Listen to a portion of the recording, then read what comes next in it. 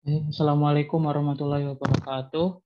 Perkenalkan, nama saya Muhammad Najib, NPM 208201011 dari kelas Paralel A, mata kuliah Interaksi Manusia dan Komputer. Baik, pada kesempatan kali ini saya akan membahas bab 5, yaitu social interaction.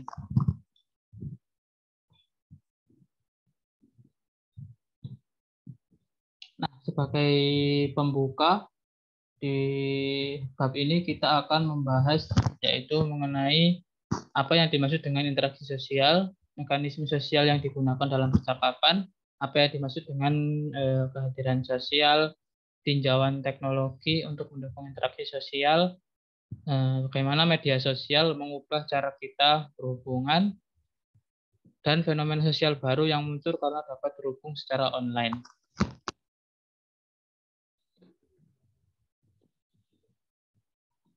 Ya, baik, yang pertama adalah social interaction.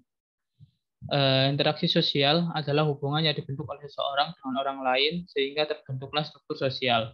Aspek mendasar dari kehidupan sehari-hari adalah menjadi sosial, dan hal itu memerlukan interaksi satu sama lain dengan orang lain.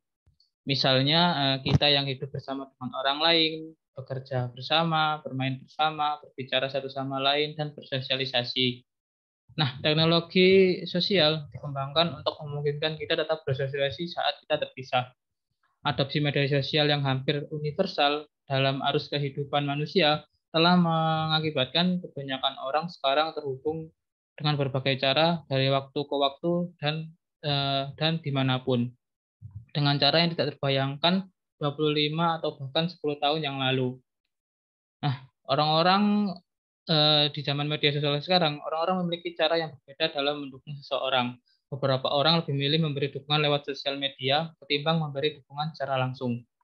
Nah, beberapa orang juga mendorong interaksi sosial, misalnya permainan keluarga dengan Alexa. Kemudian yang lainnya juga memiliki dampak negatif pada percakapan sehari-hari. Seperti penelitian dari Turki tahun 2015. Selanjutnya, apakah kita menghabiskan terlalu banyak waktu di ruang digital kita sendiri? Nah, bisa kita lihat sendiri ya, orang-orang sekarang lebih memilih menghabiskan berjam-jam sehari untuk komunikasi dengan orang lain secara online, mengirim pesan singkat, mengirim email, membuat tweet di Twitter, Facebook, Skype, pesan instan, dan sebagainya daripada berinteraksi langsung di kehidupan nyata. Nah, apakah kita di slide selanjutnya, pertanyaan yang diajukan oleh teknologi sosial. Nah, apakah percakapan face to face akan digantikan oleh interaksi media sosial? Nah, sebuah laporan tentang dampak dekade smartphone mencatat bahwa rata-rata seseorang di Inggris Raya menghabiskan lebih dari 1 hari dalam seminggu untuk online di internet, menurut penelitian dari Ofcom tahun 2018. Nah, seringkali smartphone menjadi hal pertama yang mereka lakukan saat bangun tidur dan hal terakhir yang mereka lakukan sebelum tidur. Yang kedua, berapa banyak teman yang kita miliki di Facebook, LinkedIn, WhatsApp, dan sebagainya daripada di kehidupan nyata. Nah, orang dewasa rata-rata memiliki sekitar 320 teman di Facebook. Ini menurut penelitian dari Ofcom tadi. Sementara saat ini semakin umum apabila orang memiliki lebih dari 1.000 koneksi di LinkedIn. Lebih banyak daripada yang dilakukan melalui jaringan tatap muka secara nyata. Nah, seberapa banyak mereka bertumpang tindih, setiap orang pasti memiliki media sosial lebih dari satu akun ya. Jadinya pastinya teman tersebut bisa saja punya 2 akun yang melakukan pertemanan dengan orang yang sama. Lalu bagaimana cara kita hidup dan berinteraksi atau satu sama lain akan berubah. Nah, dengan adanya teknologi dalam berhubungan sosial, cara orang melakukan kontak, bagaimana mereka tetap terhubung, dengan siapa mereka terhubung, dan bagaimana mereka mempertahankan jaringan sosial dan ikatan keluarga, telah banyak berubah dan tidak akan dapat ditarik kembali. Hal ini karena media sosial sudah menjamur dalam kehidupan masyarakat. Apakah aturan dan etika yang diterapkan masih berlaku untuk untuk media sosial online dan offline, bisa kita lihat sendiri ya, khususnya di Indonesia, kebanyakan orang bisa berekspresi bebas ketika berada di sosmed tanpa memberikan batasan dan aturan. Nah, hal ini karena pelaku tidak perlu menunjukkan wajah aslinya di kehidupan nyata, sehingga membuat beberapa orang lebih berani ketika bersuara di sosmed. Selanjutnya, mekanisme percakapan. Berbicara adalah sesuatu yang mudah dan alami bagi kebanyakan orang. Namun mengadakan percakapan adalah pencapaian yang kolaboratif dan terampil. Nah, berbeda ketika kita bersosialisasi secara tatap muka, ada beberapa mekanisme untuk memulai pembicaraan. Berbagai mekanisme dan aturan diikuti ketika mengadakan percakapan tatap muka, seperti saling menyapa, halo, hai, baiklah, baik bagaimana kabarnya, baik bagaimana kabarmu, oke, begitu. Bagaimana kehidupanmu. Nah, saling menyapa seperti itu adalah tipikal dialog. Kemudian dapat terjadi di mana para peserta giliran mengajukan pertanyaan, memberikan jawaban, dan membuat pernyataan.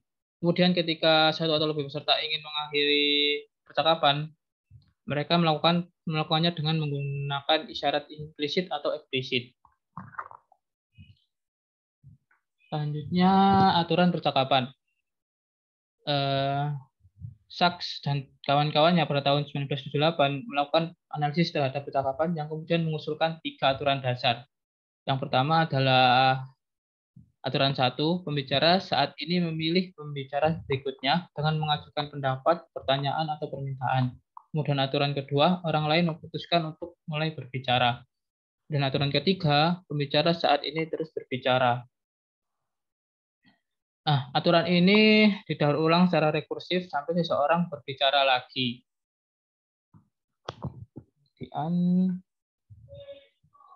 Nah, beberapa aturan lagi yang terjadi saat kita memulai perbicaraan.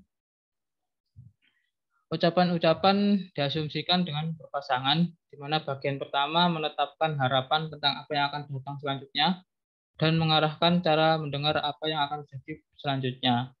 Percakapan antara A dan B, bagaimana kalau kita bertemu jam 8, kemudian B juga bertanya, bisakah kita bertemu sebentar lagi? Kemudian A bertanya, bagaimana kalau kita bertemu jam 8? Kemudian B menjawab, wow, lihat dia. Kemudian A bertanya lagi, ya, tatanan rambut yang lucu. Kemudian yang B, bisakah kita bertemu sebentar lagi? Nah, untuk sebagian orang tidak menyadari mekanisme percakapan berikut dan akan kesulitan untuk mengartikulasikan bagaimana mereka dapat melakukan percakapan. Selain itu, orang tidak selalu mematuhi aturan sepanjang waktu. Mereka mungkin saling menyapa, mereka mungkin bisa saja saling berdebat atau bicara satu sama lain.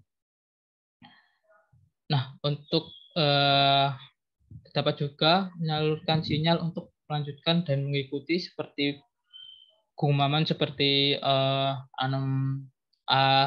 seperti itu juga bisa dilakukan dalam percakapan. Kemudian aturan percakapan selanjutnya adalah ritual perpisahan. Nah, saat kita akan berpisah dengan teman kita biasanya akan melakukan sebuah percakapan kecil ya, seperti mengucap sampai jumpa, dan ya sampai jumpa, semoga kita bertemu kembali, seperti itu. Nah, isyarat implisit dan eksplisitnya juga seperti misalnya melihat jam tangan atau bermain-main dengan tas atau dengan jaket. Nah, secara eksplisit bisa mengatakan, ya ampun, lihat sekarang, aku harus pergi, aku akan terlambat. Nah, itu adalah contoh isyarat implisit dan eksplisit.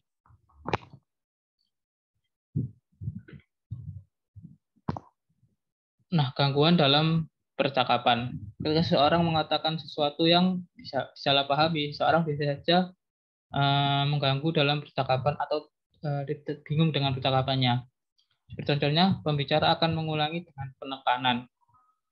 Seperti J ketika bertanya, yang ini, kemudian Seperti contoh A bertanya yang ini, kemudian B menjawab tidak, maksud saya yang itu. Nah, ini menunjukkan bahwa B sebenarnya ingin menekankan sesuatu kepada A karena dia masih kurang paham.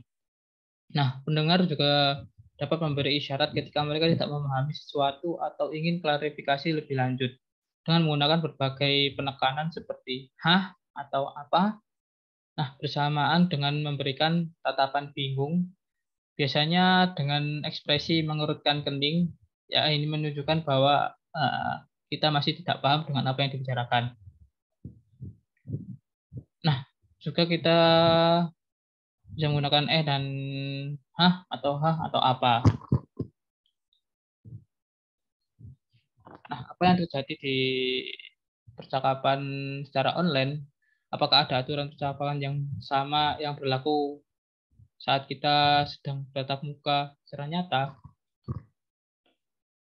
Eh, karena orang biasanya tidak dapat melihat satu sama lain saat berkomunikasi melalui email atau teks dengan secara online, mereka harus bergantung pada cara lain untuk memperbaiki percakapan mereka ketika ada hal yang tidak terucapkan atau tidak jelas. Misalnya, jika seseorang mengusulkan waktu pertemuan yang ambigu, di mana tanggal dan hari yang diberikan tidak sesuai dengan bulan tersebut, orang yang menerima pesan tersebut dapat mulai bertanya dengan sopan daripada secara gamblang menyatakan kesalahan orang lain tersebut. Nah, apakah ada jenis kerusakan yang berbeda? Mungkin ada ya, pastinya ada. Seperti contohnya di email dan juga pesan instan.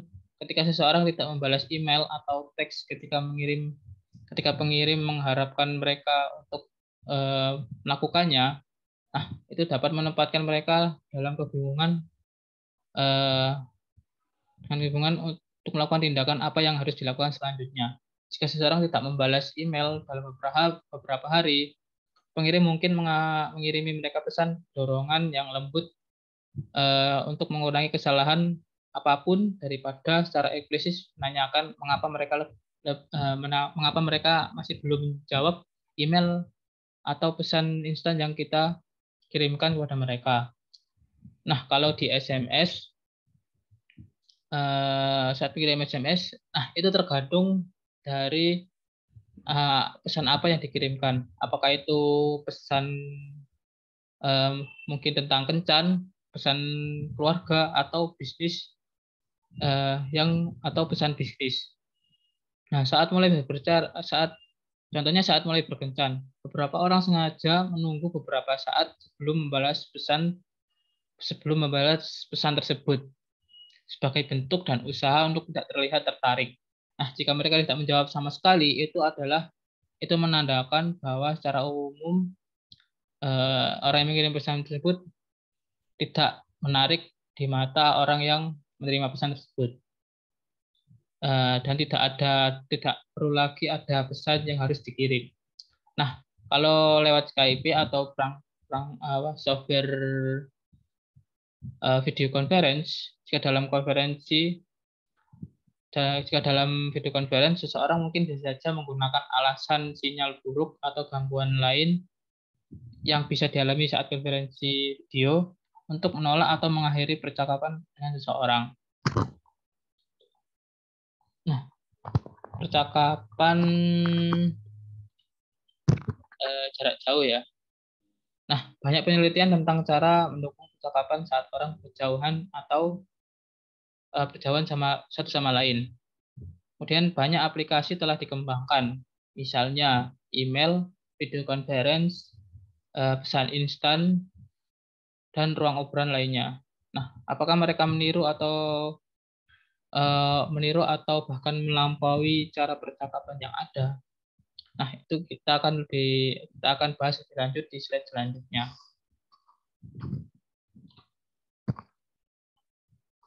Nah, bisa dilihat ya, terdapat gambar seorang wanita melakukan telepon video di awal telepon video pada tahun 1960-an. Nah, Sejarah ini bermulai ketika telepon ditemukan pada abad ke-19 oleh Alexander Graham Bell, yang memungkinkan dua orang untuk berbicara satu sama lain dari kejauhan. Nah, sejak saat itu, sejumlah teknologi lain telah dikembangkan untuk mendukung percakapan jarak jauh yang sinkron, termasuk telepon video yang dikembangkan pada tahun 1960-an sampai 1970-an.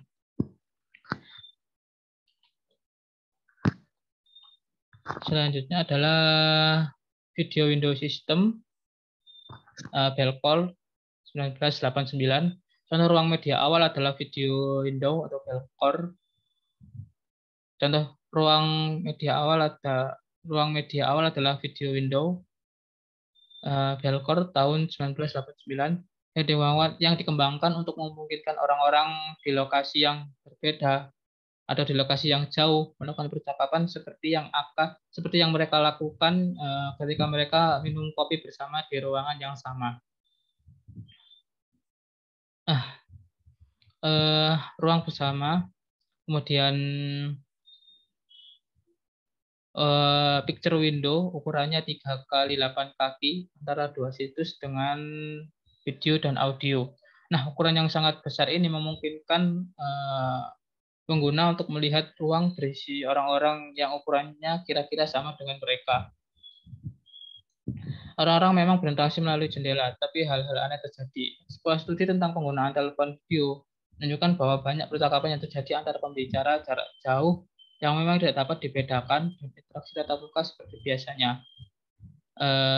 Namun perbedaannya, mereka berbicara sedikit lebih keras dan terus-menerus berbicara tentang sistem video tersebut, menurut penelitian dari Crowd tahun 1990. Nah, di sini ada gambar diagram video window yang sedang digunakan. Nah, sejak penelitian dari Crowd, konferensi video telah menjadi dewasa. Ketersediaan webcam dan kamera murah kini telah disematkan sebagai alat bawaan, tool bawaan, entah itu di tablet, laptop maupun ponsel, yang tentunya sangat membantu pengguna untuk membuat video conferencing. Bisa kita lihat gambarnya, itu adalah video window yang sering digunakan untuk melakukan video conference. Baik, slide selanjutnya. Temuan tentang bagaimana sistem video window digunakan. Video window ini digunakan di mana kita bisa berbicara terus-menerus mengenai tentang sistemnya, kemudian lebih banyak berbicara dengan orang lain di ruangan yang sama daripada di ruangan lain. Ketika mencoba untuk lebih dekat dengan seseorang di tempat lain, justru sebaliknya, efeknya peserta keluar dari jangkauan kamera dan mikrofon sehingga tidak dapat terdengar. Nah, tidak ada cara untuk memantau hal ini. Maksudnya adalah tidak ada perbaikan mengenai sistem ini karena ini sudah berjalan dari sistem awal. Nah, selanjutnya adalah konferensi video dan ruang telepresence. Nah, banyak pilihan untuk menghubungkan banyak orang, misalnya Zoom. Seperti yang kita ketahui sekarang ada banyak platform video conferencing yang tersedia yang dapat digunakan, baik yang gratis maupun komersial. Ini aplikasi konferensi video seperti Zoom atau Meeting Owl juga memungkinkan banyak orang di situs berbeda untuk terhubung secara serempak. Ruang telepresence khusus untuk grup. Cara lain untuk menggambarkan perkembangan video conference adalah dalam hal telepresence. Telepresence memungkinkan persepsi kita berada di suatu tempat ketika secara fisik kita jauh. Nah, selanjutnya akan kita bahas lebih lanjut tentang telepresence. Nah, ini adalah gambar robot telepression ya. Eh, Robot telepression memungkinkan orang untuk menghadiri acara yang tidak dapat dihadirinya, seperti dengan mengontrol robot telepression dari jauh. Robot telepression juga telah menjadi fitur reguler di konferensi, termasuk konferensi ACM, CHI, yang memungkinkan orang untuk hadir ketika tidak dapat pergi ke konferensi tersebut. Seperti contohnya, seperti di sekolah, konferensi, atau di museum. Nah, contoh awalnya adalah BIM Plus. Untuk membantu robot bernavigasi, contoh awalnya adalah robot BIM Plus. Untuk membantu robot tersebut bernavigasi, terdapat dua kamera yang disematkan di layar. Satu menghadap keluar untuk memberikan pandangan kepada orang yang jauh tentang apa yang ada di depan mereka, dan yang lainnya menghadap ke bawah untuk memberikan pandangan ke lantai untuk melihat pesertanya. Nah, robot ini juga memiliki mikrofon dan pengeras suara untuk memungkinkan orang yang berada jauh dapat didengar dan mendengar apa yang dikatakan secara lokal. Nah, robot ini bisa saja berdandan agar terlihat seperti orang lain di suatu acara. Contohnya, seorang mahasiswa PhD dari Universitas College London menghadiri konferensi CHI pertamanya dari jarak jauh. Nah, dia menggunakan robot BIM Plus untuk berbicara dengan peserta. Robot BIM Plus ini bisa diberi pakaian dan aksesoris ketika melakukan konferensi agar terlihat lebih mirip dengan penggunanya. Meskipun penggunanya tidak bisa melihat secara langsung tampilan dari robot miliknya tersebut. Tentunya pengalaman dari mahasiswa ini bisa sangat positif ketika berada di sana.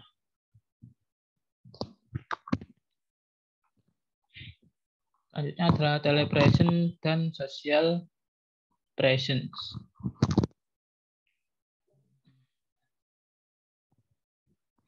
Atau kehadiran sosial, telepresence dan kehadiran sosial. Telepresence mengacu pada satu pihak yang hadir dengan pihak lain di ruang fisik seperti ruang pertemuan.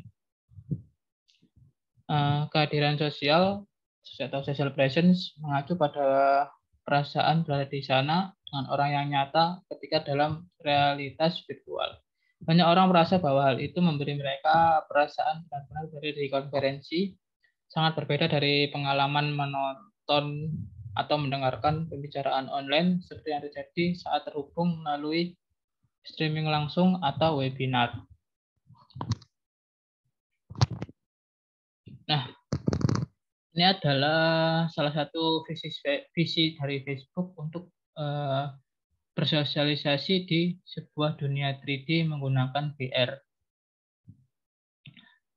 Visi jaring sosial Facebook atau visi Facebook adalah untuk membenamkan orang dalam 3D dan mereka dapat berinteraksi dengan teman-teman lainnya di dunia maya. Contohnya seperti di gambar ini, terdapat dua avatar yang bernama Jack dan Diana. Nah, mereka sedang berbicara di meja virtual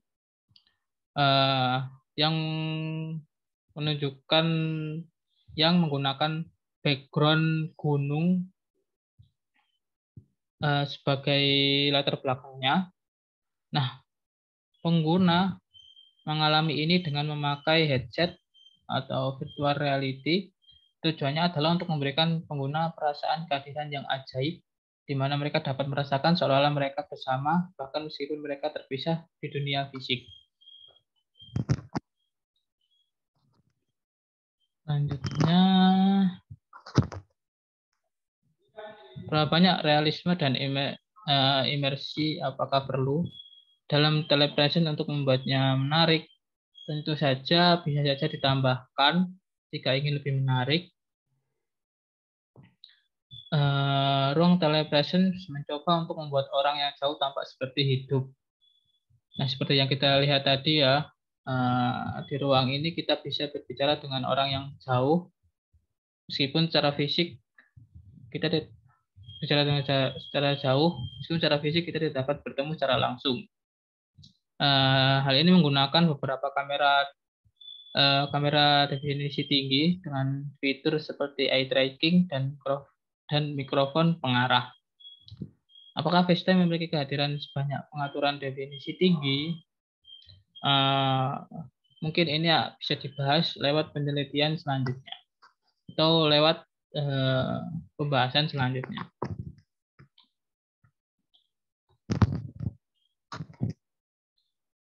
Nah, apa itu co-presence? Grup lokasi bersama yang mau diajak untuk berkolaborasi. Nah, banyak teknologi telah dirancang untuk memungkinkan kelompok untuk bekerja, belajar, dan bersosialisasi secara lebih efektif bersama-sama.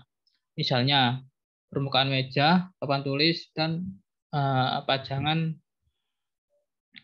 untuk publik.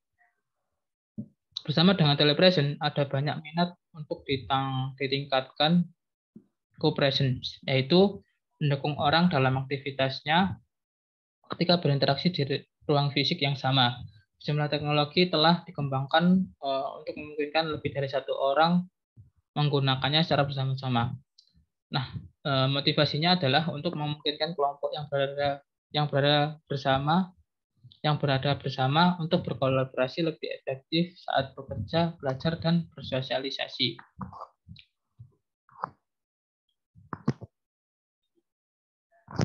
Mekanisme koordinasi. Ketika sekelompok orang bertindak atau berinteraksi bersama, mereka perlu mengkoordinasikan diri mereka sendiri.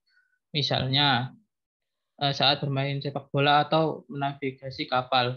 Untuk melakukannya, mereka menggunakan komunikasi verbal dan nonverbal, jadwal, aturan, dan konvensi, representasi eksternal bersama. Ketika orang bekerja bersama, mereka berbicara satu sama lain, mengeluarkan perintah, dan membiarkan orang lain tahu bagaimana kemajuan mereka. Misalnya saat dua orang atau lebih berkolaborasi, seperti saat memainkan sebuah piano, mereka dapat saling meneriakkan instruksi, seperti contohnya, turun sedikit, tinggalkan sentuhan, sekarang lurus ke depan, untuk mengkoordinasikan tindakan mereka. Nah, selanjutnya adalah mekanisme koordinasi face-to-face. Nah, bicara adalah pusat. Nonverbal juga digunakan untuk menekankan dan sebagai pengganti. Banyak komunikasi nonverbal juga digunakan dalam percakapan face-to-face. Contohnya seperti mengangguk, berjabat tangan, mengedipkan mata, melirik, dan mengangkat tangan dalam kombinasi dengan pembicara tersebut. Kemudian pertemuan formal, struktur eksplisit seperti agenda, memo, dan notulen digunakan untuk mengkoordinasikan aktivitas. Nah, ini kalau dalam struktur eksplisit, koordinasi dilakukan secara tertulis ya, bisa lewat memo atau notulen, sehingga lawan bicara dapat memahami lewat memo tersebut.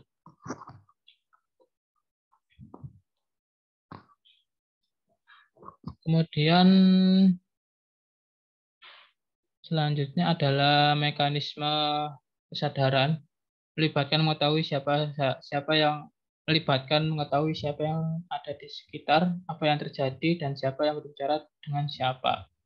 Menurut Doris dan Play pada tahun 1992. Kesadaran perifer. Nah, kesadaran perifer itu adalah mengawasi hal-hal yang terjadi di pinggiran visi, mendengar dan mengawasi, memungkinkan pelacakan apa yang dilakukan orang lain tanpa isyarat eksplisit. Kemudian kesadaran situasional, menyadari apa yang terjadi di sekitar untuk memahami bagaimana informasi dan tindakan akan mempengaruhi peristiwa yang sedang berlangsung dan yang akan datang. Contohnya, misalnya kontrol lalu lintas, udara, atau ruang operasi.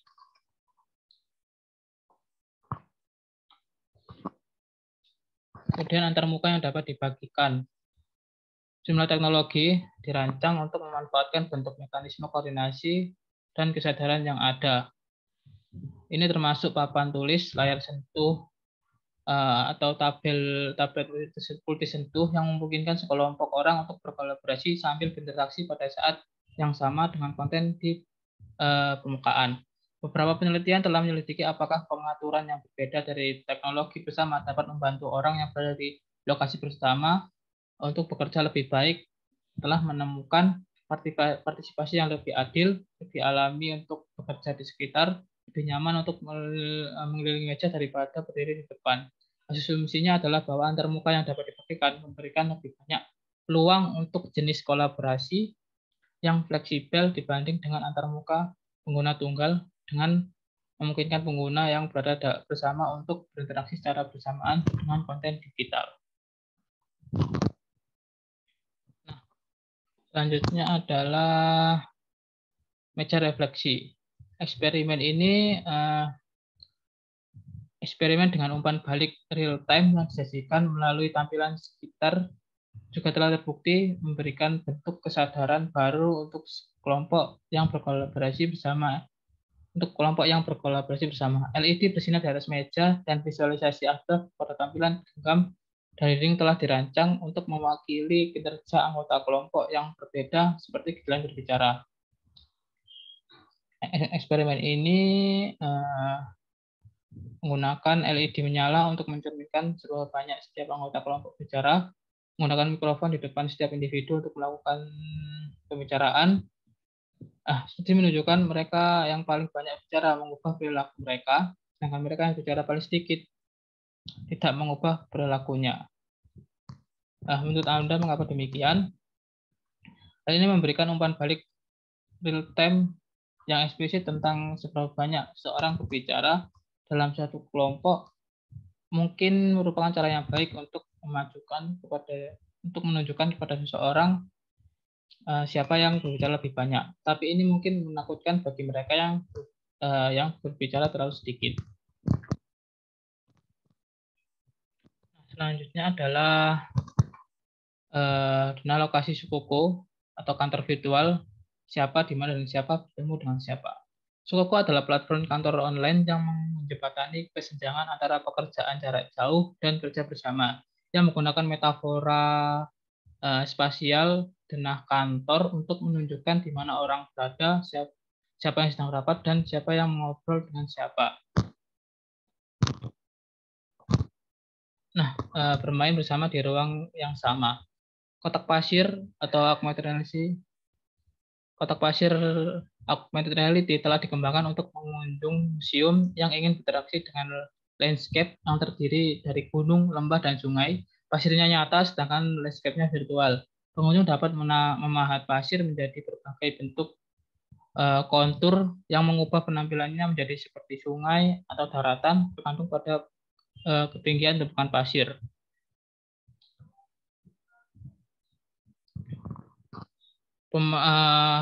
Pengunjung juga dapat melakukan kolaborasi dengan orang lain agar lebih kreatif. Selanjutnya adalah keterlibatan sosial. Mengacu pada partisipasi dalam aktivitas kelompok sosial, pertukaran sosial di mana orang memberi atau menerima sesuatu dari orang lain, sukarela, tidak dibayar, dan sering altruistik, dalam arti berbagi dan berbuat baik untuk orang lain. Situs web sering digunakan sebagai hubungan untuk menghubungkan orang lain. Retweet adalah cara ampuh untuk menghubungkan jutaan orang.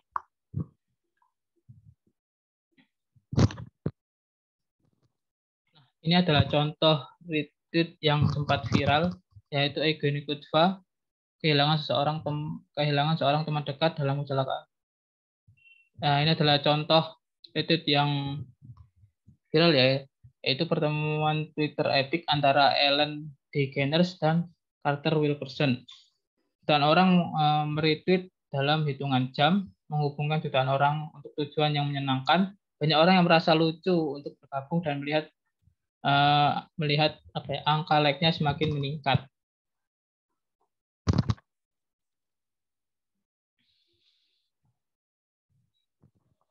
Eh, Baik, selanjutnya adalah yang terakhir adalah dilema. Bolehkah berbicara dengan orang yang sudah meninggal? Eugene Vidal kehilangan seorang teman dekat dalam kecelakaan mobil yang baru berusia 20-an. Dia mengambil semua teks yang dikirim selama hidupnya dan membuat menggunakan chatbot untuk menanggapi pesan teks sehingga Eugene dapat berbicara dengan temannya seolah dia masih hidup. Nah, apakah ini adalah cara yang menyeramkan untuk menghibur untuk mengatasi kesedihan? Apakah itu menghormati orang yang sudah meninggal? Uh, Menurut saya, ini akan menuai pro dan kontra. Namun menurut saya pribadi harus ada batasan dan kode etik dalam menerapkan teknologi yang berhubungan dengan manusia. Beberapa orang mungkin pro terhadap hal ini karena ikatan berkelanjutan seperti itu penting. Namun chatbot orang yang sudah meninggal mengancam dan mengaburkan hal penting di mana ikatan yang berkelanjutan ini berbeda dari hubungan kita dengan orang yang masih hidup. Nah, yang terakhir adalah ringkasan dari materi yang saya sampaikan bisa disimpulkan interaksi sosial adalah pusat kehidupan kita sehari-hari. Mekanisme sosial seperti bergiliran mungkin kita untuk berkomunikasi dan mengkoordinasikan aktivitas kita, kemudian tetap menyadari apa yang dilakukan orang lain dan membiarkan orang lain tahu apa yang Anda lakukan adalah aspek penting dari kerjasama dan sosialisasi. Banyak sistem teknologi telah dibangun untuk mendukung telepresence, kehadiran sosial, dan co-presence. Media sosial telah membawa perubahan signifikan dalam cara orang tetap berhubungan dan mengelola kehidupan sosial mereka.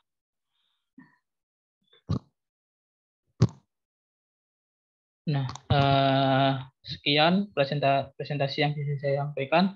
Mohon maaf apabila ada salah kata maupun ucapan yang tidak jelas atau kurang bisa dipahami. Sekian, terima kasih. Assalamualaikum warahmatullahi wabarakatuh.